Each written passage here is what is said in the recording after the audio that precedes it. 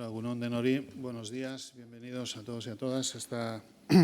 presentación, en primer lugar, les voy a presentar a las personas que me acompañan en este acto.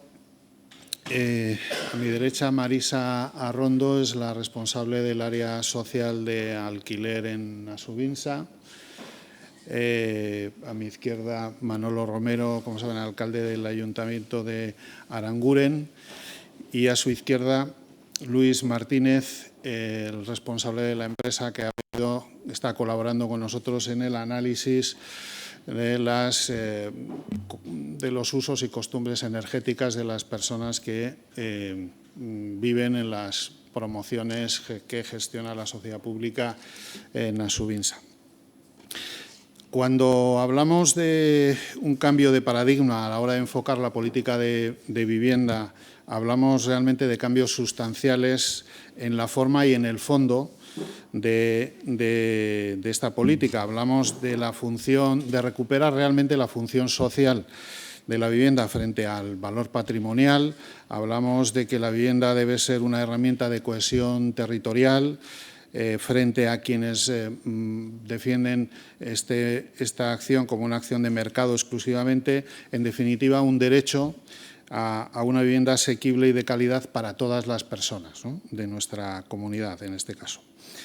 Este Gobierno ya desde la legislatura pasada ha puesto como prioridad, como una de sus prioridades en la acción de Gobierno, la política de alquiler, como una manera de garantizar un número de viviendas suficientes y asequibles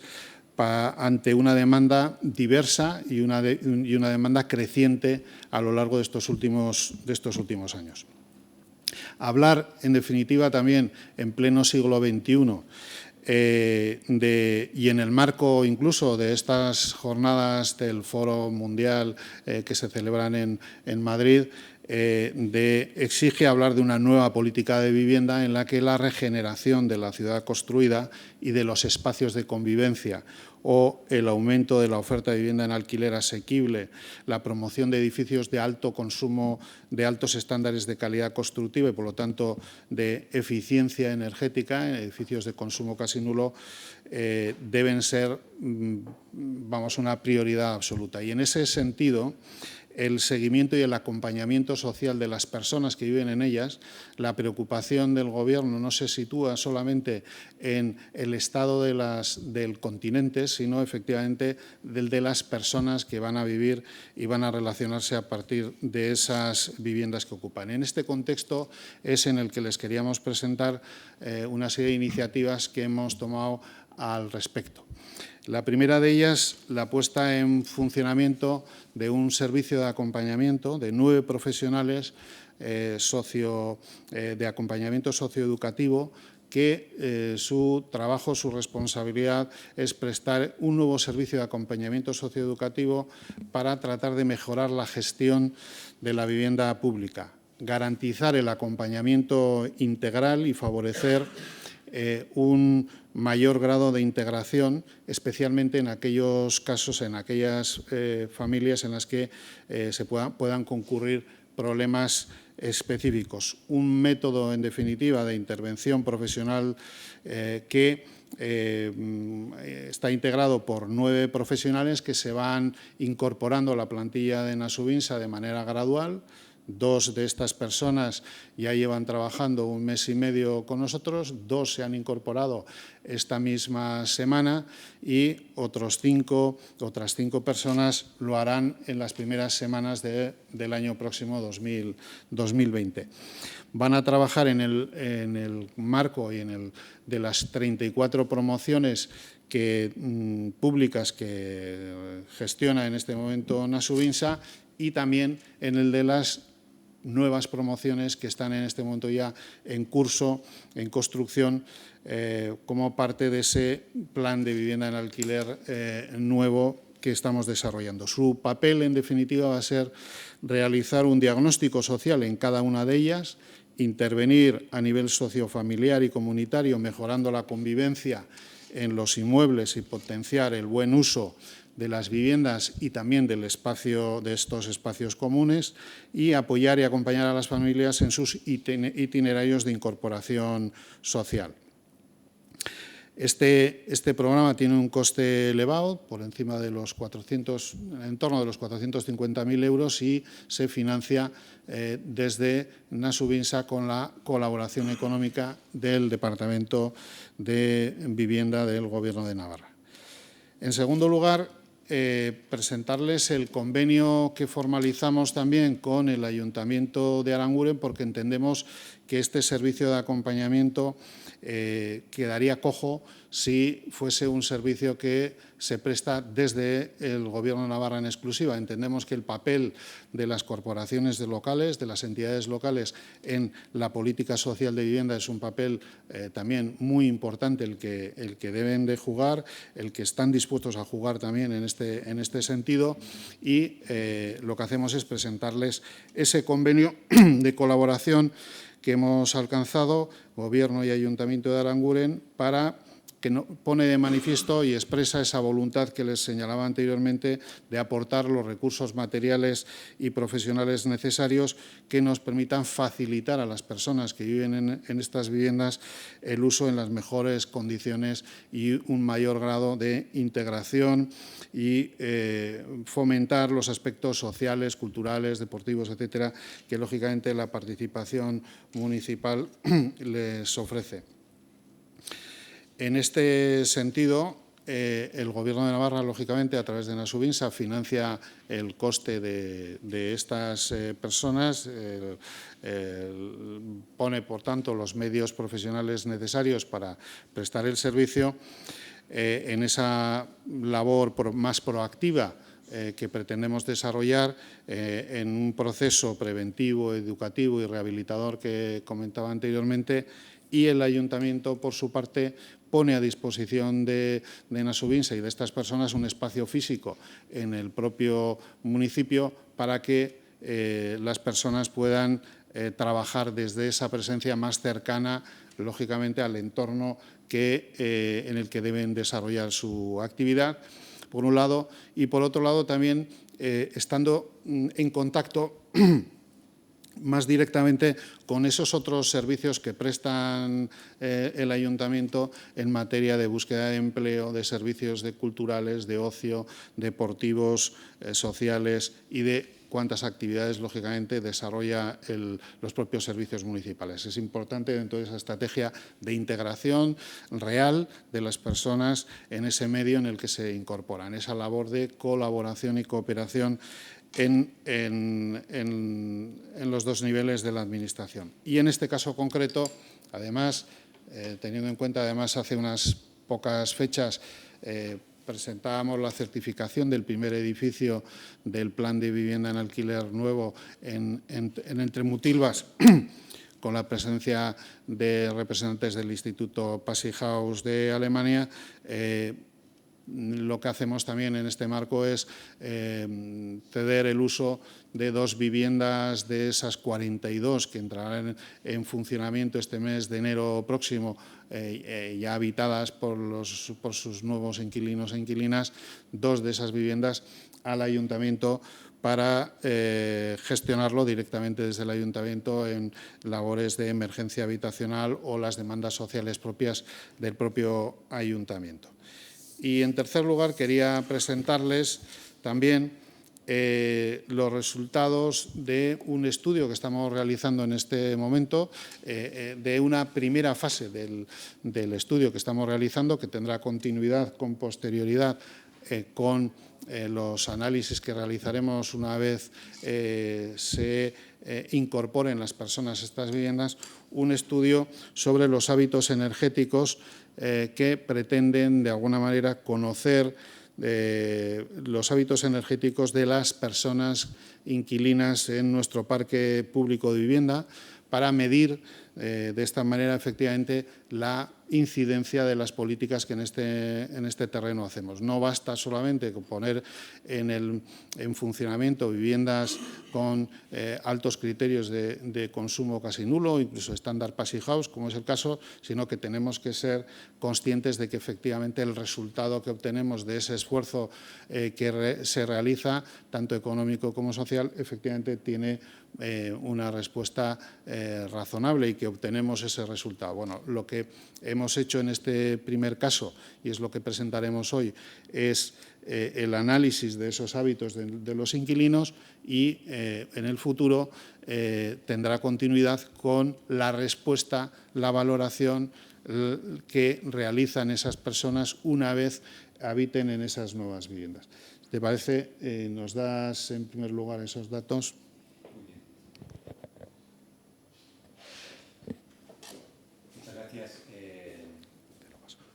Muchas gracias, señora Yerdi. Permítame, por favor, que en primer lugar les haga una presentación general de qué son estos estudios habitacionales, ya sea pre- y post-habitacionales, de antes de ocupar las viviendas y después, y a continuación les comente las principales impresiones que en esta primera parte del estudio se han obtenido.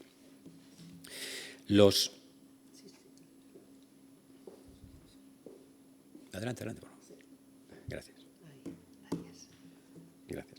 Los estudios habitacionales, es decir, el cómo los usuarios, las personas habitamos las viviendas, hasta hace apenas una década no se han intensificado. Existían desde hace 40 años, pero sobre todo se hablaba de las viviendas y de la eficiencia y de todas estas nuevas edificaciones pasivas y de consumo casi nulo, fiándolo todo el ahorro, fiando todos los resultados del edificio a la tecnología, al edificio mismo. En la última década se ha visto que la intervención del usuario es fundamental a la hora de conseguir finalmente los resultados, las políticas que eso se entiende. Es decir, el usuario, el cómo actúa quien vive dentro de los edificios, hasta hace apenas una década tenía un papel marginal dentro de cómo funciona un edificio. Porque básicamente se hablaba o se pensaba que el hecho de ser edificios tecnológicamente avanzados era suficiente para que los ahorros se produjeran y para que se produjera el confort y las situaciones de salud dentro de la vivienda. Es esto lo que viene a menos en la última década y comienzan instituciones, entidades e institutos de investigación de todo el mundo a entender el factor clave que el usuario tiene a la hora de alcanzar los objetivos que las políticas públicas y también las empresas privadas se plantean con respecto a el ahorro y eficiencia energética, al confort real efectivo en la casa y, sobre todo, a la salud dentro de los edificios, ¿no? El papel del usuario así toma un protagonismo nuevo que tiene que ver con que es fundamental a la hora de diseñar el edificio, a la hora de entender cómo lo usa y, como ha dicho el señor Ayerdi, en un entorno del siglo XXI, hoy que las políticas de clima y energía ya están juntas, cómo además la idea de estudio del usuario en su casa sobrepasa el mismo marco de su casa y sus comportamientos y sus hábitos se espera también que alcancen a la ciudad y al comportamiento que tiene con el planeta, ¿no? con el clima. Es decir, el usuario no solo se estudia y se centra el estudio en su casa, sino que también va más allá de su casa. Nos interesa conocerlo, cómo se comportará también, en virtud de cómo lo hace en su casa, su entorno más íntimo, en su entorno, especialmente con la ciudad, ¿no? Esto, a su vez, lleva a un cambio de paradigma en la idea de confort, donde el usuario en las casas pasivas tiene un rol completamente diferente a las viviendas convencionales y es clave justamente para que estas viviendas funcionen bien y para que tengan su rendimiento óptimo, ¿no? El cómo las usa el usuario. Así, las primeras impresiones que en esta primera parte del estudio, la que ha consistido en qué usos y hábitos de la vivienda, de uso de la vivienda, tienen los usuarios de Nasubinsa, que es la población, el universo al que ahí está dirigido el estudio, pues en esta primera fase que acabamos de terminar, las primeras impresiones de esos resultados son las siguientes. Tengo que decirles también que el estudio se ha hecho fundamentalmente con investigación cualitativa, porque justamente siempre se echaba de menos que se pregunta al usuario, no que se mida cuantitativamente el edificio, sino que se pregunta al usuario, y para eso se están utilizando 3 técnicas de investigación, que es la entrevista personal del usuario en su casa, con visita de profesionales, los grupos de discusión y las encuestas masivas a todos los usuarios de Nasubinsa. Las principales impresiones que hasta ahora hemos obtenido en esta primera parte preocupacional de los edificios son las siguientes. La primera es que el usuario de Nasubinsa tiene identificada muy bien los roles suyos, lo que él puede hacer en el edificio y lo que el edificio puede hacer. Y esto es algo que no se da con tanta frecuencia. Es decir, yo como usuario, con mis hábitos, con cómo uso el edificio, con cómo hago para ser eficiente energéticamente, sé lo que tengo que hacer, pero espero del edificio que a su vez tenga y cumpla también su parte, especialmente la relacionada con el frío y el calor, que son los dos aspectos que más preocupan al usuario en Asubinsa: el frío, el invierno y cómo abordarlo, ¿no? El usuario, una segunda impresión es que el usuario tiene a un nivel altísimo de porcentaje, en torno a un 80%, el 82%, para ser más concreto, el impacto del edificio en su salud. Comprueba cada día, y naturalmente nosotros en las visitas que hemos hecho a sus casas lo vemos por cómo y por qué, el impacto que tiene el edificio que habita en la salud, es decir, y cómo afecta a su idea del confort y a la vez qué posibilidades o limitaciones de ahorro energético le ofrece. Pero diríamos que el orden es este: cómo impacta en mi salud, qué confort da, y a partir de ahí cómo puedo yo producir acciones que ahorren energía, ¿no? Ahorre en el sentido de ahorrar energía y también el importe, el gasto. Otro aspecto, un tercer aspecto también muy valioso en los usuarios de Asubinsa es que tienen muy interiorizado la idea de conservación de la energía, que este es un paradigma absoluto del siglo XXI, el de no consumirla, el de no solo consumirla de modo eficiente, sino conservarla, vivir en modo de qué puedo hacer para no gastar, no usar, conservar la energía, ¿no? Como principio fundamental que sobrepasa además el hábito de la casa, de cómo vivo en mi casa, y naturalmente alcanza sobre todo a la ciudad y nuestro impacto en el medio ambiente. Un primer esbozo del tipo de diseño de casa que el usuario en Asubinsa nos está diciendo, por el perfil que tiene, las necesidades que tienen, es que hace un uso intensivo del salón, hay presencia muy alta de niños y tiene un uso muy intensivo de la casa. Es un usuario que está prácticamente 24 horas en interacción con la casa. Es decir, se define unas necesidades de la unidad familiar y esto, son otro de los valores de este tipo de estudios, hace que los técnicos de Asubinsa o los estudios de arquitectura y constructores que se ocupan de las viviendas entiendan muy bien para qué tipo de necesidades, desde el punto de vista del usuario, diseñan y construyen las viviendas. Con respecto, por ejemplo, a aspectos clásicos que en las viviendas de consumo ocasional o pasivo son muy importantes, como son las ventanas, el control solar, el calor, el frío, la iluminación, o cómo me ajusto mi vestimenta en casa, que es un aspecto muy importante en los edificios de consumo ocasional o pasivos, se da diferentes rangos de importancia que los usuarios de Asubinsa le dan. Por ejemplo, los usuarios de Asubinsa le dan una importancia muy alta a las ventanas,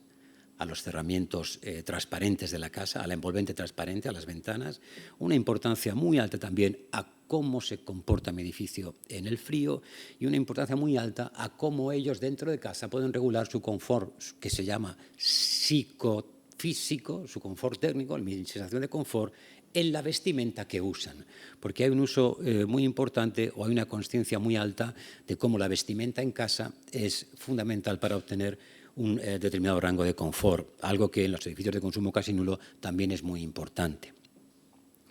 Y con respecto al factor coste, y voy terminando ya con respecto a las primeras impresiones, el coste de la energía, en la mayoría de la importancia que los usuarios le dan al coste, coinciden en que es muy alta. La importancia del coste de la energía es muy alta.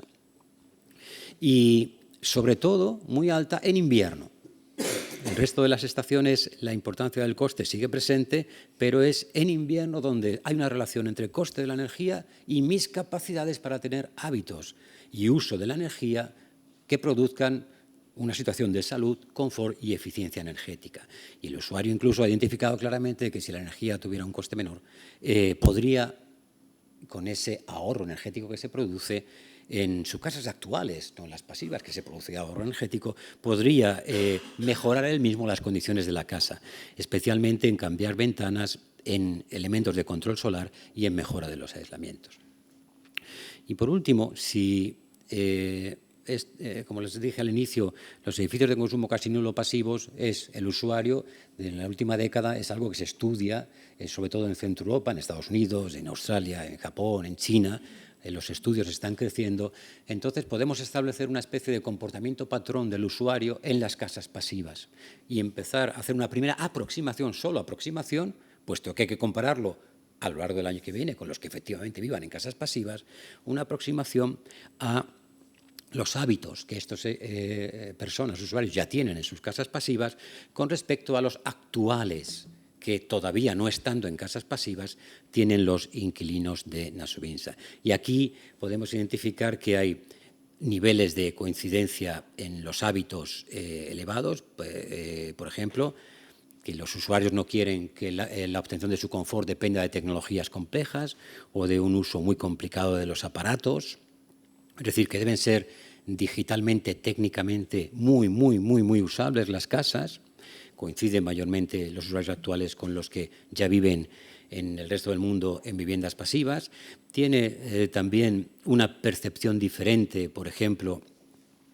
a cómo pueden interiorizar los hábitos en las casas pasivas, es decir, los usuarios de Nasubinsa esperan que en estas casas pasivas ellos produzcan un ahorro de energía que se producirá, y así se dice en todos los estudios que hay en el mundo, y qué van a hacer con esta renta que liberan, ¿no? ¿Qué van a hacer? Si lo van a usar para otros bienes materiales o para mejorar su nivel de vida o calidad de vida, o si por el contrario se va a producir el efecto rebote que se llama, ¿no? Técnicamente, es decir, allí donde si yo ahorro energía puedo utilizarlo para consumir efectivamente más energía, ¿no? De modo que estas son las principales impresiones que en esta primera parte del estudio estamos obteniendo. Si quieren, se las sintetizo en 6 aspectos. El primero, el usuario en Nasubinsa tiene un comportamiento con el edificio correctivo, trabaja para corregir los déficits de confort que pueda tener, sobre todo en calor y frío. El hábito que requiere el usuario de Nasubinsa con respecto a las casas pasivas lo acepta, es decir, acepta modificar sus hábitos para adaptarse a los nuevos edificios, es decir, afronta el hecho de tener que esas necesidades de frío y calor responder a cómo el edificio pasivo ahora se las va a demandar, que son obviamente infinitamente mejores que en situaciones que nosotros vivimos en nuestras casas. El hábito más positivo que tienen los usuarios es la alta concienciación en la necesidad de conservar energía, que, insisto, es un hábito que tiene que ver con la vivienda y con la ciudad y con el planeta, y donde más indica que en el análisis que comienza ahora, en este año que comienza, del análisis post-ocupacional, ya con los usuarios viviendo en la casa, habrá que prestar atención especialmente al uso de la ventilación, a la usabilidad técnica de la casa, a ver si se produce el efecto rebote del ahorro que se va a producir económico y si ese ahorro se utiliza paradójicamente en consumir más energía, que es algo que hacemos los seres humanos, y cómo el usuario de Nasubinsa acepta y desarrolla o adapta su nuevo comportamiento a los nuevos roles que la vivienda pasiva tiene y les demandará a lo largo del año próximo. Pues estas son las principales conclusiones. Gracias, señor Ayardi.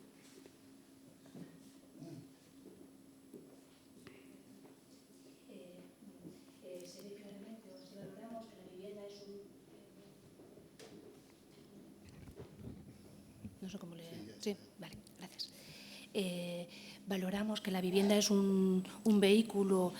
válido para los procesos de integración social, no solamente como un medio, o sea, no solo como un fin, sino como un medio que requiere una intervención conjunta donde se trabaje el resto de áreas para permitir la estabilidad y la posibilidad de permanencia de las familias en la vivienda. Nuestra idea es trabajar en clave de acompañamiento social, entendido como un método de relación de ayuda,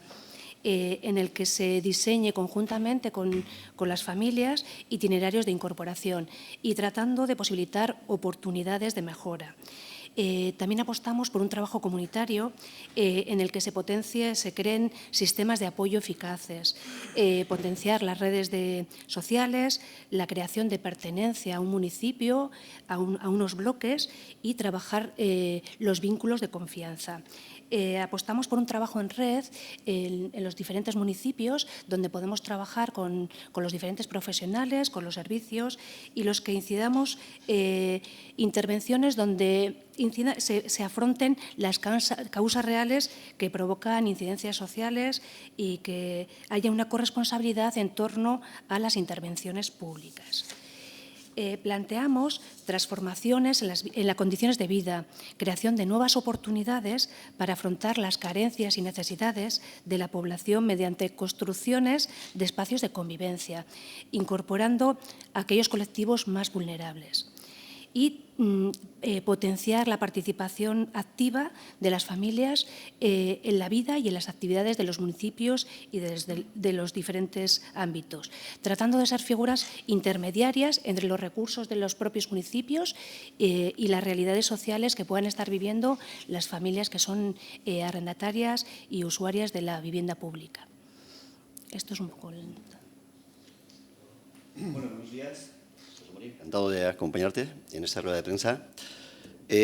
Yo voy a ser breve, pero sí que quería hacer un poco resumen de por qué surgen estas viviendas en Entremutilvas, en el Valle de Aranguren. Habría que recordar que en la ley del 2002 de ordenación del territorio, lo que dice esa ley es que en los nuevos desarrollos tiene que haber ya unas cesiones de suelo para el Banco Foral del Gobierno de Navarra. Lo cual quiere decir que los que tenemos en mente la comarca Pamplona, pues entre Mutilvas, Mugartea, Ardoy, Lezcairu, en todas estas zonas han surgido suelos cedidos gratuitamente al Gobierno de Navarra para cumplir un fin social que es construir viviendas en alquiler.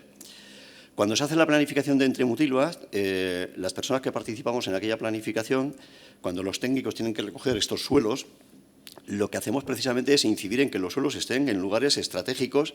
para que las personas que vengan luego a vivir estos edificios se puedan incorporar a la dinámica de pueblo y no escondamos esas parcelas en los sitios residuales de las urbanizaciones. Por lo tanto, estas parcelas que se entregan hoy están en un sitio privilegiado entre Lezcairu y la entrada a Mutilva. Quiere decir que hay una apuesta clara del Ayuntamiento de que queremos hacer frente a este reto, que es que esa vivienda social sea ocupada por ciudadanos que van a tener una incidencia importante en la convivencia en el Valle de Aranguren, y que lo que hemos venido haciendo desde el primer día que se decidió la construcción por parte del Gobierno de Navarra es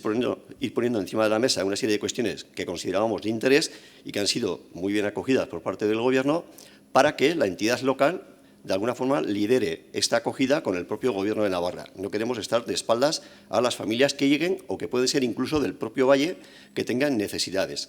Cuando se habla de viviendas de alquiler y hay una bonificación, a nadie se le tiene que escapar que esas familias tienen que tener alguna dificultad, bien sea económica, de cualquier tipo, que les hace ser receptoras de poder ser alquiladas, o sea, tener un alquiler en este tipo de viviendas.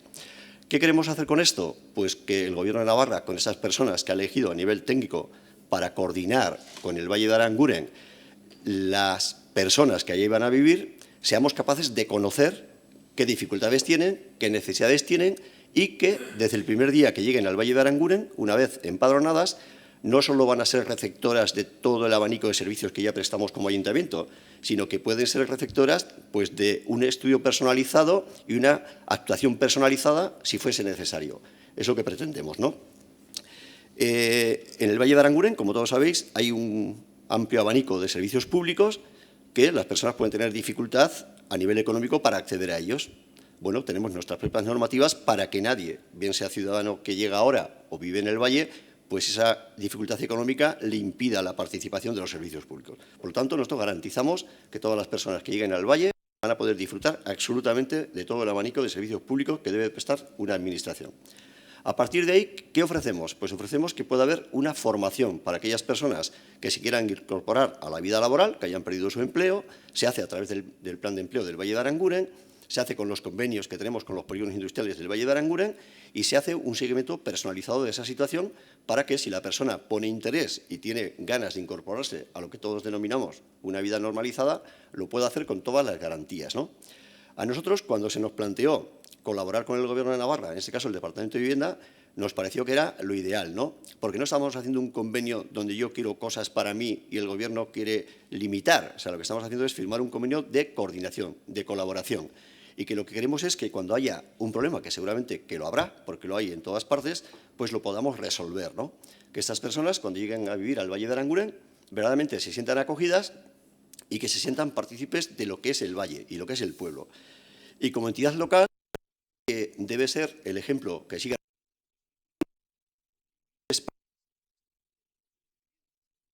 este bulo social de que la vivienda de alquiler genera problemas, genera guetos, cerca de nuestras casas no, defendemos zonas verdes porque nos parece que la zona verde está mejor que con unas viviendas sociales, pues yo creo que hay que poner encima de la mesa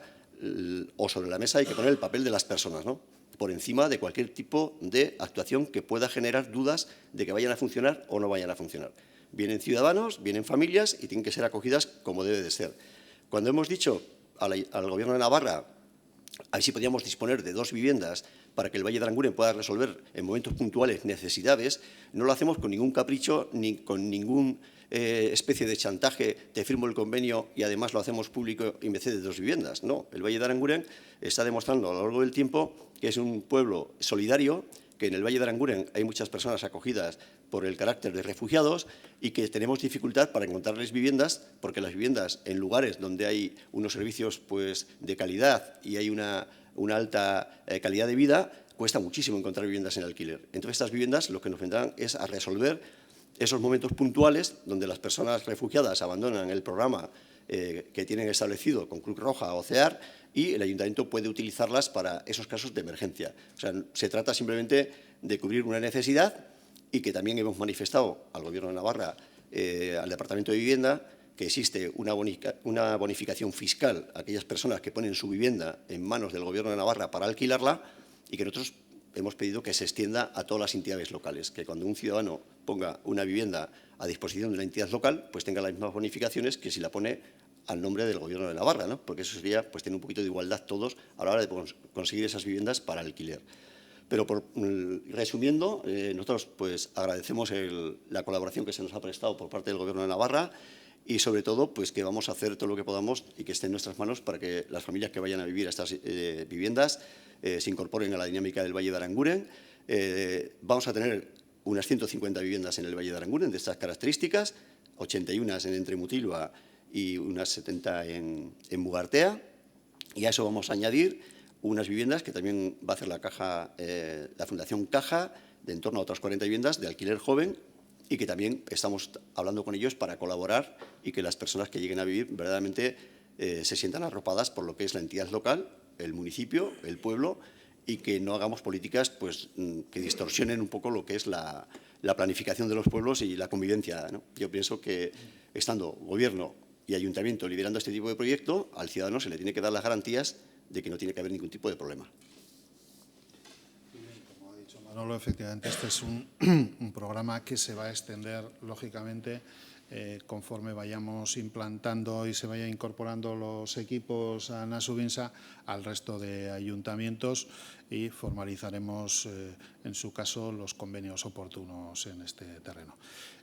Ahora, si les parece alguna cuestión, alguna pregunta. Sí, quería saber sobre cuántos usuarios ha hecho el estudio, cuántos son en total. Técnicamente se considera 2 tipos de usuario en Nasubinsa, el que está inscrito en el censo y el inquilino, que llaman Nasubinsa, es decir, el que ya vive en las viviendas, ¿de acuerdo? entonces, todos los usuarios que tienen correo electrónico, ¿de acuerdo? En la cifra exacta, 3.536 usuarios, ¿de acuerdo? Que es básicamente el 70% de la población que tiene correo electrónico, que es accesible a través de correo electrónico. Para la encuesta digital, para la encuesta electrónica. Luego se han realizado visitas a 4 promociones y entrevistas personales y ahora iniciaremos grupos de discusión, pero ya con las personas que ya viven en las casas de consumo casi nulo pasivo. ¿Del estudio no se desprenden hábitos que sean mejores para el ahorro energético? No, solo se pregunta cuál es su inquietud, ¿no? El estudio, el hábito que más se identifica para el ahorro energético es el de la conservación de la energía. Es decir, el usuario está extraordinariamente concienciado en que la energía es un bien precioso y que antes de usarla, digamos, a libre disposición, entiende que piensa cómo la usa, piensa cómo calienta las habitaciones, piensa en qué parte del día la usa. Es decir, es un bien valioso y precioso. Obviamente le impacta en el bolsillo al usuario, pero sobre todo hay una alta concienciación de cómo le puede impactar en su salud, las condiciones de confort de su casa, que dependen muy mucho de si están calientes, menos calientes, la calidad de los componentes, etcétera, etcétera. Ese es el hábito que más y mejor se ha detectado. ¿De acuerdo? Otro hábito también considerable actual, que en las viviendas de consumo ocasional pasivos será también muy aprovechable, es la clara idea de que si se va a producir un ahorro energético, como así se produzca, el riesgo de que ese ahorro produzca un efecto rebote. Es decir, el riesgo de, vale, ahora si en vez de pagar 10, la cifra es inventada, 10 actualmente en energía en las casas de consumo casi nulo pasivo, voy a pagar 2 o 2,5, ¿qué hago con esa renta que se libera? En investigaciones que se hacen, algunas en España, otras sobre todo en Europa, indican que el usuario utiliza esa liberación de renta, para gastar más energía. Con lo cual, la idea de ahorrar energía se convierte en la consumo más. En los datos del IDAE dice que el 60% del calor y frío que se consumen en toda España el 60% de la energía es calor y frío,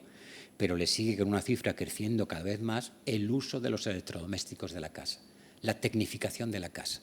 el uso de ocio, de elementos de cocina, de aparatos, que son usos que el usuario libremente decide, ¿no? Entonces, la conciencia de que se puede producir un efecto rebote y hay también una alta conciencia del valor de los componentes. Es decir, el usuario entiende qué le da el edificio y qué aporta él. Serían 3 características que además van a ser muy valiosas con respecto a los edificios de consumo casi nulo. Okay. A mí me gustaría preguntarle a la señorita Rondo si me podía poner un ejemplo de cuál es la labor que van a hacer esas personas, porque como ha reconocido el alcalde, las personas que van a vivir en esas viviendas de alquiler tienen dificultades, o económicas o de cualquier tipo. No sé si me podría poner 1 o 2 ejemplos de un problema que hayan tenido parecido en vivienda de alquiler y qué puede hacer este grupo de expertos para solucionarlo. Sí, realmente las incidencias sociales son parte de nuestro día a día. Si en algo hemos creado este equipo ha sido por esa necesidad, pero una necesidad más en el plano educativo. O sea, consideramos que hace falta concienciar sobre el valor de la vivienda público, el valor de los espacios comunes. O sea, realmente las incidencias que tenemos no son incidencias a gran escala, o sea, son incidencias que cualquiera de nosotros en nuestras viviendas nos pueden ocurrir. O sea, un mal uso de un garaje, que alguien utilice para un garaje para un taller mecánico, no cuidar todo lo debido porque igual no tienes esa identidad de que es tuyo. Entonces, nuestra labor en primer lugar es acercarnos a las viviendas, porque es una demanda que nos han ido haciendo durante el tiempo, es decir, entramos en las viviendas, sirve como vehículo, pero realmente nos sentimos muy alejados de las intervenciones. Entonces, en primer lugar, acercarnos a las viviendas, conocer sus realidades, ¿vale? Y acompañarles en esos procesos de cambio. Un acompañamiento cercano, respetuoso y coordinado con todo los demás recursos. Y sobre todo hacer identidad. O sea, tratar de rescatar ese concepto de vecindario, de apoyo, que existe, que realmente es lo que se da, pero rescatarlo en positivo y tratar de afrontar problemas más globales. ¿Su intervención también es con el entorno? Sí. O sea, de ahí un poco también fortalecer, por una parte, el acompañamiento individualizado y un trabajo más comunitario. Realmente el hecho de que una persona... O sea, grave de los problemas que tenemos actualmente no es tanto las incidencias como los conceptos a veces de soledad, de invisibilidad de determinadas situaciones. Entonces, el acercar el entorno, ser intermediarios entre el entorno, el municipio y la realidad de las viviendas es lo que va a ser más integrador.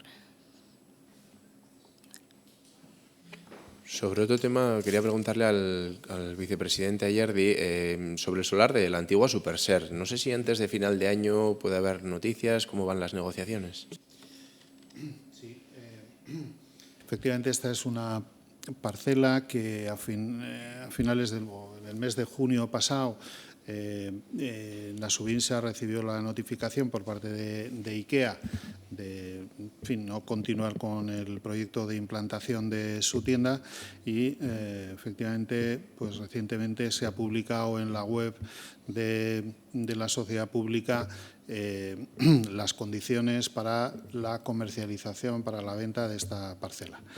El plazo de presentación inicialmente de propuestas para ello finaliza el próximo día 20 de diciembre y en la valoración, en esta página se ha recogido un poco lo que van a ser, lo que son las condiciones del propio proceso de comercialización, los aprovechamientos que tiene la parcela, el nivel de exigencia de urbanización que tiene la misma, etcétera, y también cuáles van a ser las claves que van a servir o se van a utilizar por la sociedad pública para tomar la decisión de adjudicación de esa parcela. Y intervendrían en dos planos diferentes. Por un lado, el precio que se señalaba de 10 millones de euros más los gastos de urbanización necesarios para poner en valor esa parcela, pero no queremos quedarnos únicamente en ese aspecto, sino realmente valorar el contenido, la viabilidad, el impacto que el comprador de esa parcela plantee de cara al desarrollo de su proyecto empresarial. Queremos conocer los plazos, los compromisos, si es una sociedad navarra, si hay un compromiso de fiscalidad en esta comunidad o no, de qué manera se garantiza, qué nivel de empleos generan las actividades que se puedan desarrollar en ese entorno. Estos dos aspectos son los que fundamentalmente nos preocupan. En este momento estamos en plazo para presentar propuestas. Me consta que los responsables de Nasubinsa se han reunido ya con varias personas interesadas al respecto. No sabría, lógicamente, en este momento, porque son muchos los que llaman a la puerta con diferentes condiciones, pero el día 20 se termina el plazo y ese mismo día, si hay propuestas concretas, se abrirán en acto público para conocer efectivamente si esa comercialización es factible o no.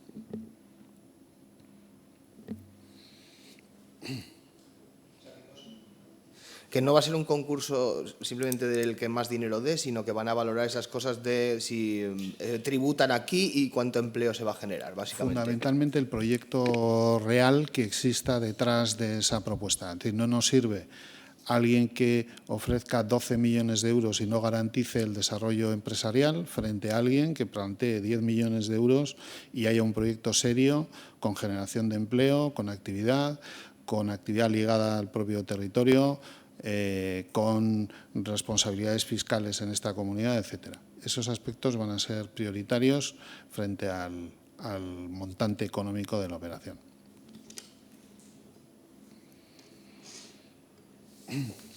Pues muy bien, muchas gracias.